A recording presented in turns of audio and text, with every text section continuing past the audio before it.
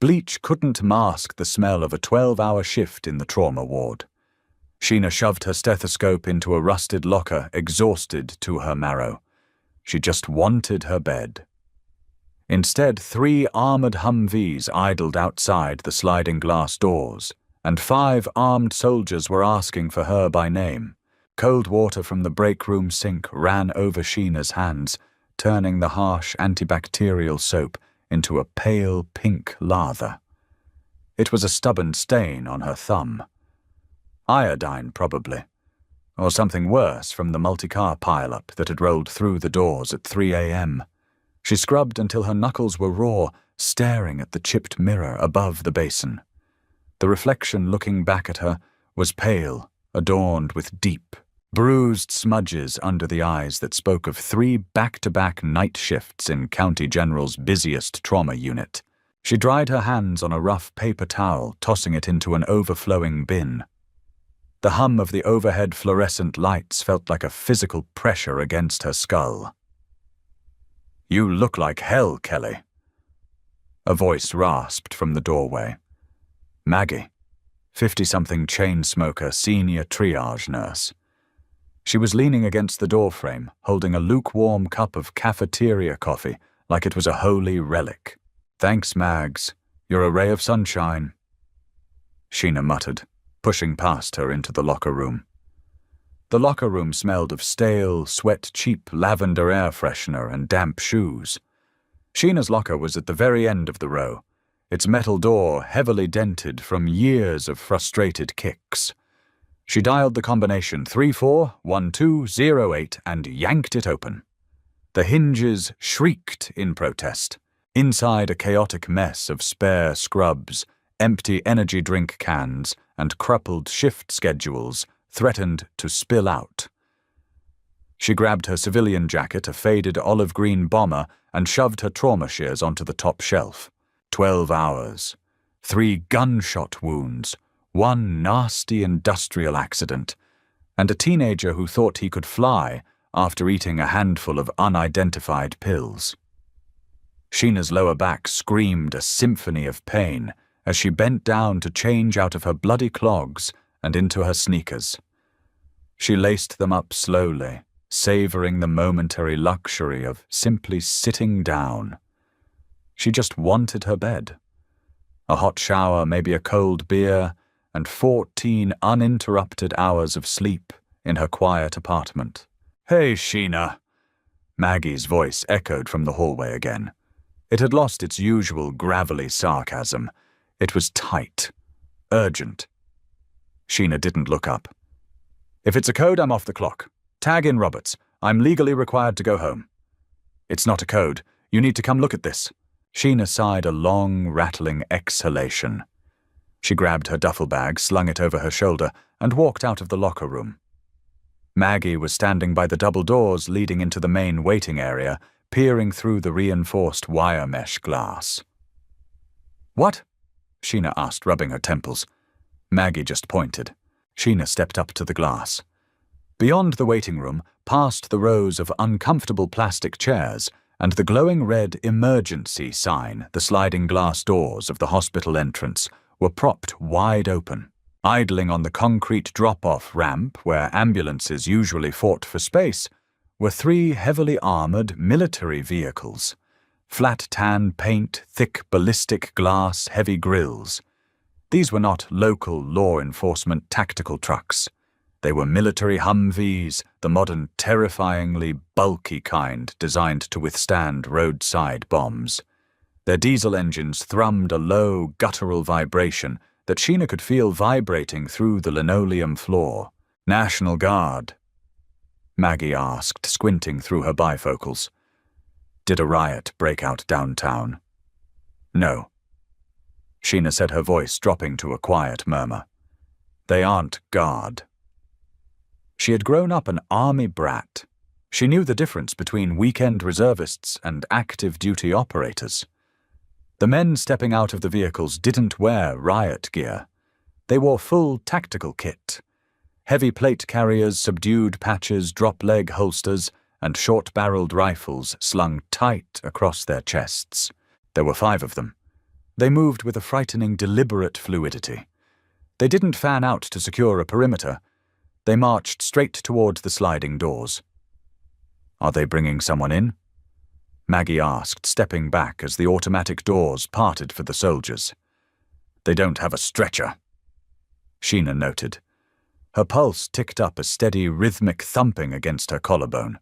The ER waiting room, usually a chaotic symphony of crying children, coughing patients, and arguing relatives, went dead silent. Even the frequent flyers, the unhoused men who slept in the corner chairs, sat up straight. The soldiers ignored the crowd entirely. They bypassed the metal detectors. They walked right up to the bullet-resistant glass of the triage desk. The lead soldier, a tall man with a jawline carved from granite and eyes the color of old ice, leaned down slightly to speak through the speaker hole. He didn't yell. He didn't brandish his weapon. But the authority rolling off him was thick enough to choke on. Sheena watched from the double doors, 60 feet away. She couldn't hear what he was saying over the ambient noise. The triage clerk, a terrified nursing student named Leo, pointed a shaky finger. He pointed directly at the double doors. At Sheena. The lead soldier turned, his eyes locked onto hers. Even from across the crowded room, she felt the heavy weight of that gaze. It wasn't hostile. It was purely calculative, a predator verifying a target. "Maggie," Sheena whispered. "Yeah, hold my bag." Sheena pushed the double doors open. She didn't wait for them to breach the clinical area. She stepped out into the waiting room, crossing her arms over her chest, digging her fingernails into the sleeves of her jacket. She had spent a decade wrangling drunk drivers, belligerent addicts, and violent gang members. She wasn't going to cower in the hallway. The soldiers moved toward her, parting the sea of patients like a steel ship cutting through dark water. They stopped 10 feet away, forming a loose, protective semicircle. The leader stepped forward. His name tape barely visible against the camouflage webbing read, Ramos. "Sheena Kelly?" he asked. His voice was a low baritone, rough around the edges, entirely devoid of emotion. "Who's asking?" she replied. She kept her chin tipped up. "Captain Diego Ramos, United States Army." He didn't offer a hand to shake. He just looked at her, his eyes scanning her face, verifying her identity against whatever dossier he had memorized. "Congratulations," Sheena said dryly. "If you need a tetanus shot, you have to take a number. If you're looking for my brother, he's currently sitting in a desert 6,000 miles away. You've got the wrong address." Ramos didn't blink. "We are fully aware of Master Sergeant Anthony Kelly, current location, ma'am." The bottom dropped out of Sheena's stomach. The cynical armor she wore daily cracked just a fraction. When men in uniform show up at your workplace asking for a family member, and they know the rank, they know the location, it usually means one devastating thing. She looked at Ramos's hands. He wasn't holding a folded flag. There was no chaplain standing behind him. "Is he dead?" The words felt like sandpaper tearing at her throat. "No," Ramos said immediately. The speed of his answer was a rare kindness, perhaps the only one he possessed. "Your brother is alive. He is secure." Sheena let out a breath she hadn't realized she was holding. Her knees felt momentarily weak. She locked them. "Then what the hell are you doing in my ER with assault rifles?" Ramos took half a step closer, lowering his voice so the eavesdropping waiting room couldn't listen in. "We are here to escort you home, Ms. Kelly." Sheena stared at him. She looked past his broad shoulders to the other 4 men. They were watching the doors, the windows, the people. They were pulling security. On her. "I have my own car," she said, pointing a thumb over her shoulder towards the staff lot. "It's a 2012 Honda. The heater is broken, but it gets me there just fine." "Your vehicle is no longer considered secure," Ramos replied, his tone flat. "Your apartment is no longer considered secure. You will be coming with us." "Like hell I am," Sheena snapped. The exhaustion was vaporizing, replaced by a sudden hot flash of anger. "I just worked a 12-hour shift. I have another one tomorrow night. I don't know what kind of training exercise you're running, Captain, but you don't get to just walk in here and abduct a civilian. This isn't an exercise." Ramos reached into a pouch on his tactical vest and pulled out a small, thick, encrypted satellite phone. He tapped the screen once and held it out to her. "Orders." Sheena didn't take the phone. She glared at it.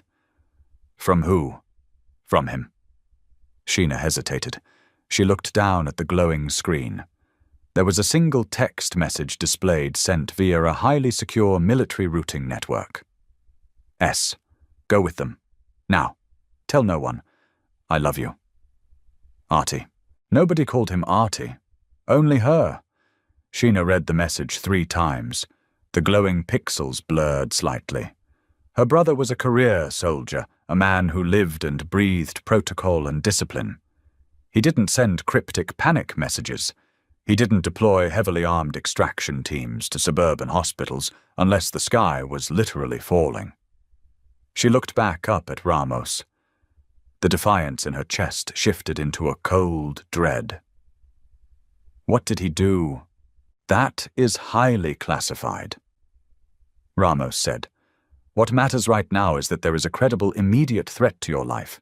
The people looking for him cannot reach him. They will settle for you." Sheena laughed, a short, bitter sound that echoed off the linoleum. "So what, I'm bait? You were a target. Now you are a protected asset. Grab your things, ma'am.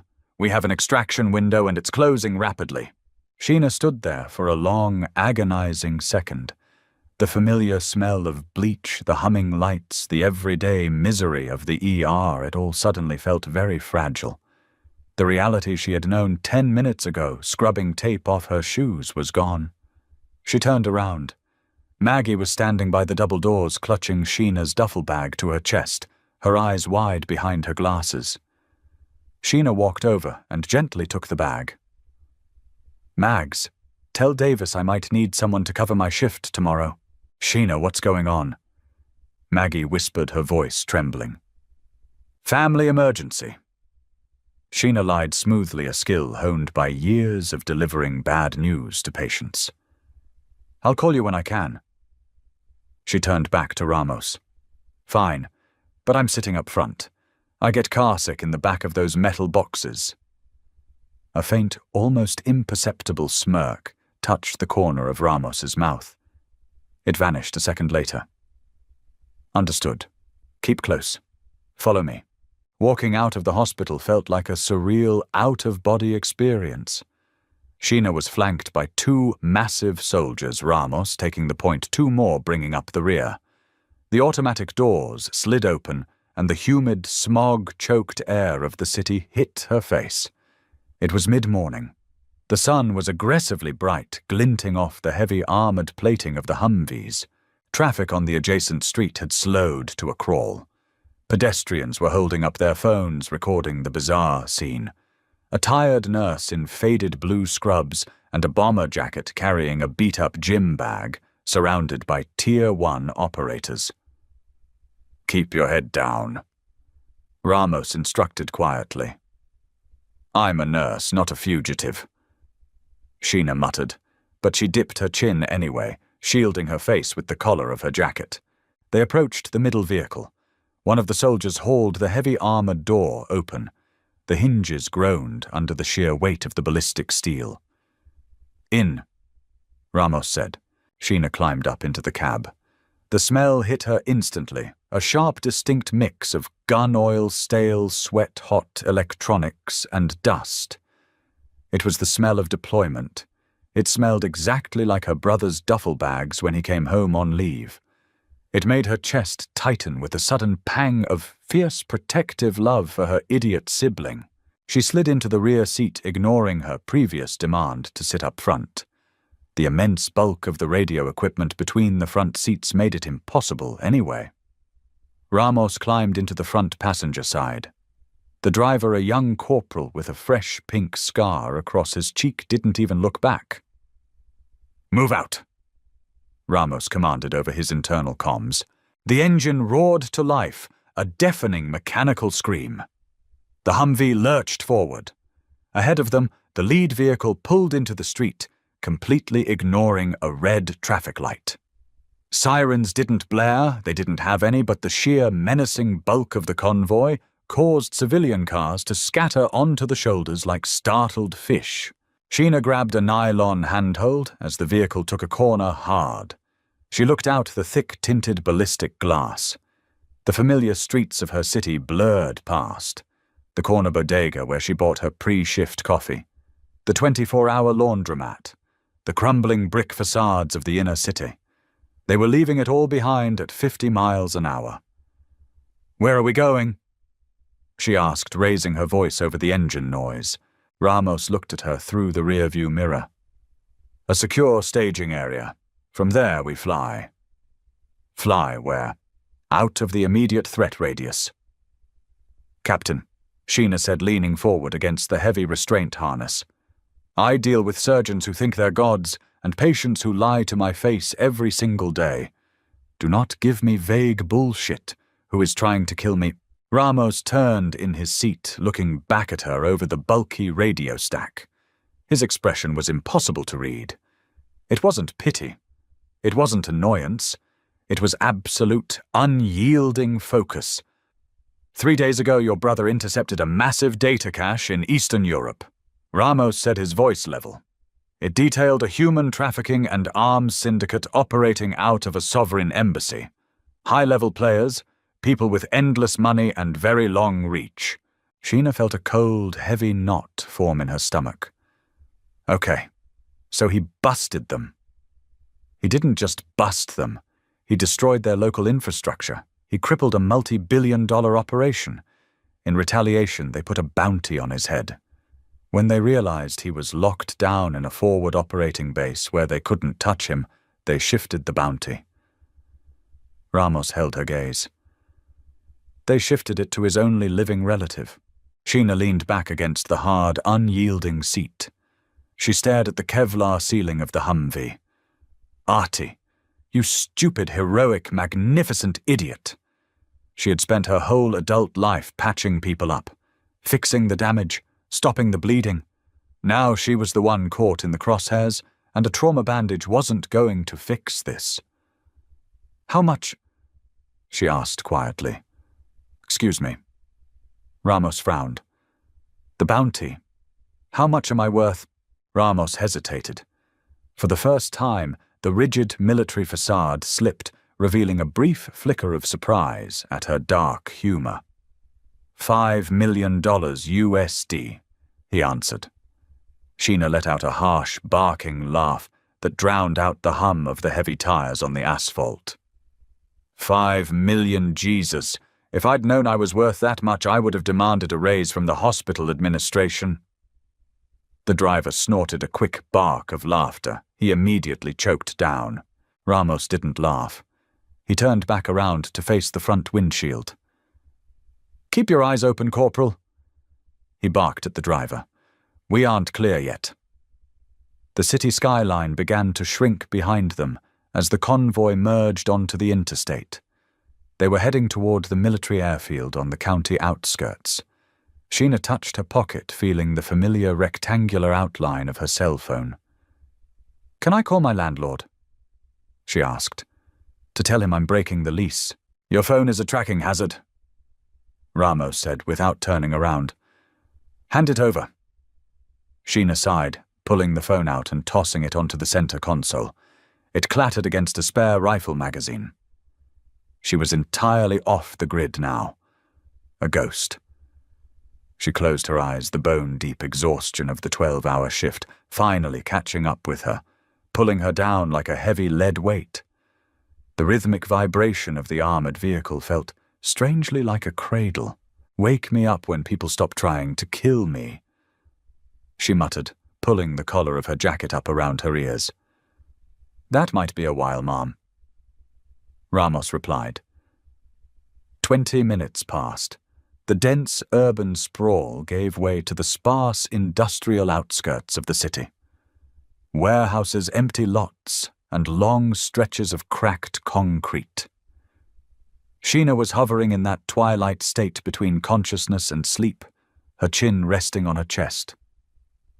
Then the world exploded. It wasn't a bomb. It was the sickening, violent screech of metal tearing into metal.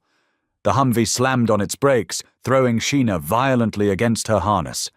The seatbelt bit into her collarbone, forcing the air from her lungs in a sharp gasp. "Contact front!" Ramos roared. Sheena's eyes snapped open. Through the front windshield she saw the lead Humvee spun sideways, smoking having been violently T-boned by a massive reinforced black SUV. Two more identical SUVs were boxing them in from the sides. Before her brain could process the ambush, the gunfire started. It wasn't like the movies. It wasn't a series of neat, suppressed pews. It was deafening, concussive, chest-rattling booms. The sound of heavy-caliber rounds striking the ballistic glass of their Humvee sounded like a giant wielding a sledgehammer against a steel bell. Crack! Crack! Crack! Spiderwebs of shattered white glass bloomed across the passenger window. "Drive through them! Push them!" Ramos yelled, unholstering his weapon and trying to get an angle out the cracked window. The driver slammed his foot on the gas. The massive diesel engine roared, and their Humvee slammed into the rear bumper of the blocking SUV. Metal crumpled. The SUV groaned, but didn't give way entirely. A sudden, terrifying thud echoed through the cab. The ballistic glass of the windshield, designed to stop small arms fire, finally gave way under a concentrated burst from an armor-piercing rifle. A fist-sized hole punched through the driver's side. The corporal beside Ramos grunted. It was a soft, wet sound. His hands slipped off the steering wheel. "Driver's hit!" Ramos shouted, reaching over to grab the wheel as the Humvee veered dangerously toward a concrete barrier. Sheena didn't think. The exhaustion vanished, replaced by the cold, clinical adrenaline that had fueled her through 1,000 trauma codes. She unbuckled her harness and threw herself forward, climbing awkwardly over the massive radio console, separating the front and back seats. "Get back!" Ramos ordered, firing a burst through the shattered windshield. "Shut up and hold the wheel!" Sheena screamed back. She shoved herself into the narrow space between the driver and the door. The corporal was slumped sideways, his hands clutching his neck. Bright arterial blood was pulsing rapidly between his fingers, spraying across the dashboard. Carotid or jugular? Sheena's brain diagnosed it instantly. He has less than 90 seconds. She didn't have gloves. She didn't have a sterile environment. She slapped the corporal's hands away. "Look at me, son." She barked, her voice cutting through the chaos of the gunfight. The young soldier's eyes rolled toward her, wide and terrified. Sheena jammed 2 fingers directly into the wound on his neck. The blood was terrifyingly hot. She dug deep, feeling for the severed vessel, sliding her fingers against the slick muscle until she found the source of the pulsing pressure. She pinched the artery against his cervical spine, clamping it shut with sheer brute physical force. The spraying stopped. "I've got it! I've got the bleed!" Sheena yelled. "I need pressure dressings." "Now." Ramos spared a half-second glance, his eyes widening slightly at the sight of the civilian nurse covered in blood, physically holding his driver's life in her bare hands. He reached to his tactical vest, ripped a tearaway medical pouch free, and tossed it into her lap. "Keep him alive, Kelly!" Ramos yelled. He shoved the corporal's lifeless leg off the accelerator, planted his own foot on the gas from the passenger side, and wrenched the steering wheel hard. The heavy Humvee surged forward its massive steel bumper, catching the edge of the ambushing SUV. With a grinding shriek of tearing metal, they shoved the blocking vehicle out of the way. The third Humvee in their convoy pulled up alongside its top-mounted heavy machine gun, finally opening up. The heavy thump-thump-thump of the .50 caliber weapon shook Sheena's teeth. The suppressing fire tore the black SUVs to shreds, giving Ramos the window he needed. He drove from the passenger seat, weaving wildly through the debris tires, screaming as they merged back onto the open highway. The wind howled through the shattered windshield, whipping Sheena's hair across her face. She ignored it. Her entire universe shrank to the pressure she was applying to the corporal's neck. With her free hand, she tore open the combat gauze, using her teeth. "Hold still," she commanded the fading soldier. She began to pack the wound, shoving the hemostatic gauze deep into the injury cavity, replacing her fingers with the chemically treated fabric. She pushed down with the heel of her hand, applying her entire body weight. "We are 3 minutes out," Ramos yelled over the wind and roaring engine. "How is he?" "He's stable for now," Sheena shouted back, her arms aching from the strain. "But he needs a surgeon 10 minutes ago." The Humvee tore through the outer chain-link gates of the military airfield without slowing down. Sparks flew as the metal fence crumpled under the tires. They drifted onto the wide, flat expanse of the concrete tarmac. A massive C-17 Globemaster aircraft sat idling on the runway, its rear cargo ramp lowered like the gaping mouth of a steel whale. 2 armored personnel carriers flanked the plane, heavily armed soldiers forming a defensive perimeter. Ramos slammed on the brakes as they reached the ramp. The Humvee skidded to a halt. Immediately the doors were yanked open from the outside. Hands reached in. "Medic, we need a medic!" Ramos bellowed. 2 Air Force medics wearing flight suits scrambled up to the cab. Sheena didn't move her hands. "I have pressure on the carotid," she yelled to the arriving medics. "Wound is packed with combat gauze. He's lost at least a liter." "We got him, ma'am. On 3 we swap," the lead medic said, wedging his hands precisely over hers. 1, 2, 3. Sheena pulled her hands back as the medic took over. They hauled the unconscious corporal out of the cab and onto a waiting stretcher, sprinting up the ramp into the belly of the massive aircraft. Sheena slumped back against the radio console. Her hands were shaking violently. They were slick and crimson, the blood already beginning to dry and flake on her skin. She looked down at her faded olive bomber jacket. It was ruined. A shadow fell over her. Ramos stood in the open doorway of the Humvee. His tactical gear was covered in glass dust, his face smeared with grease, but he looked entirely unfazed. He extended a hand toward her. "You did good, Kelly," he said softly. Sheena looked at his hand, then up at his face. The cynical exhaustion she had felt back at the locker room had been burned away, replaced by a hardened, bitter resolve.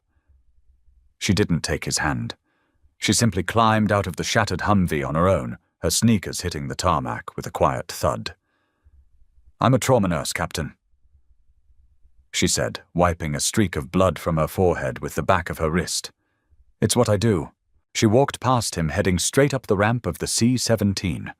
She didn't look back at the city or the smoking ruin of the convoy. She was going to see her brother. And when she found him, she was going to punch him square in the jaw. "Captain," she called back over her shoulder, pausing on the steel ramp. "Yes, ma'am. When we land, I expect you to buy me a new jacket." Ramos watched her disappear into the dark cargo hold. A genuine, unrestrained smile finally broke across his face. "Yes, ma'am.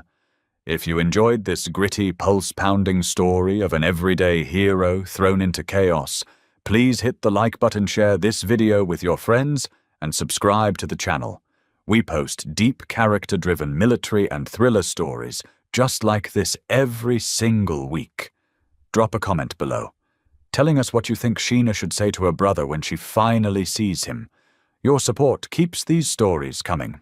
Stay safe out there.